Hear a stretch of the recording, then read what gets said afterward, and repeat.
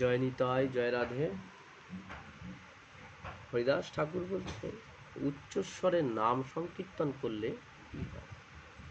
তাই চৈতন্য ভাগবত থেকে আমরা এটা আস্বাদন করব। উচ্চস্বরে নাম সংকীর্তন করলে কি হয়।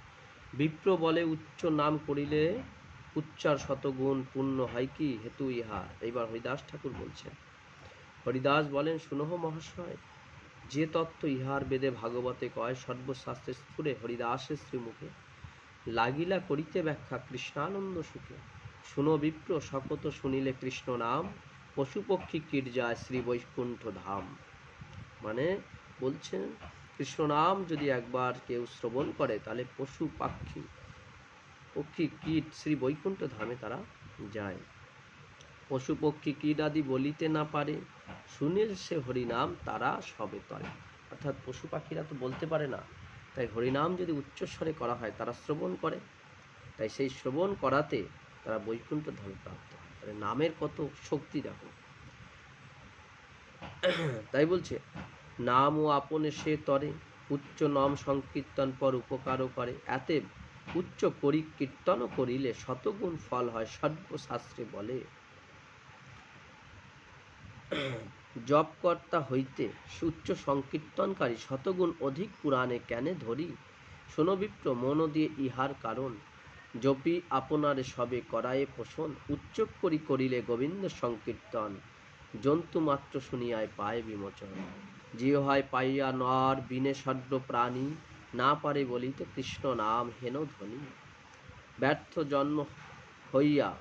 জন্ম ইহারা নিস্তরে, যাহা হইতে বলো দেখি কোনো দোষ সে কর্ম করিতে। কেহ আপনারে মাত্র করায় পোষণ, কেহ বা পোষণ করে সহস্রিক জন।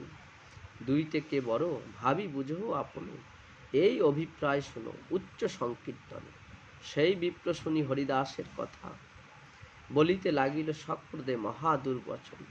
সরদর্শন কর্তা এবে হইল হরিদাস, কালে কালে বেদপথ হয় দেখি নাশ। যুগ শেষে শূদ্রে বেদ করিবে ব্যাখ্যানে, এখানেই তাহা দেখি শেষে আর কেন। মানে কলিযুগের শেষে, আগে তো ব্রাহ্মণরা বেদ পড়তো, কলিযুগে কিন্তু শূদ্ররাও বেদ পড়বে, এটা মহাপ্রভু করে গেছে। তাই এটা এই রূপে আপনারে প্রকট করিয়া ঘরে ঘরে ভালো ভোগ খাইস বলিয়া। যে ব্যাখ্যা করিলি তুই এ যদি না লাগে, তবে তোর নাক কাটি পুরী নুরিপুর পীর আগে। শুনি বিপ্রাধমের বচন হরিদাস, হরি বলি শত হইল কিছু হাস।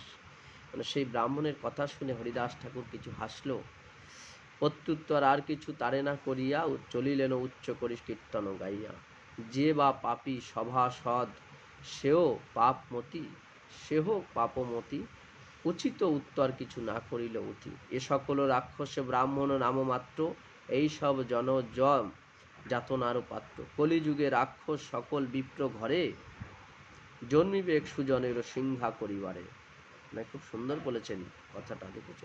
রাক্ষসগণ কলিযুগে আশ্রয় করিয়া ব্রাহ্মণ জনিতে জন্মগ্রহণ করে, আর সেই ব্রাহ্মণ কুলেই উৎপাদন হইয়া কাল প্রভাবে যাহাদিগকে দশবিধ সংস্কার বিদ্যাভাস প্রভৃতি কৃষ বা ক্ষীণ হইয়া আসিয়াছে, সেই ক্ষত্রিয় কুলকে বাধা প্রদান করিতে থাকে।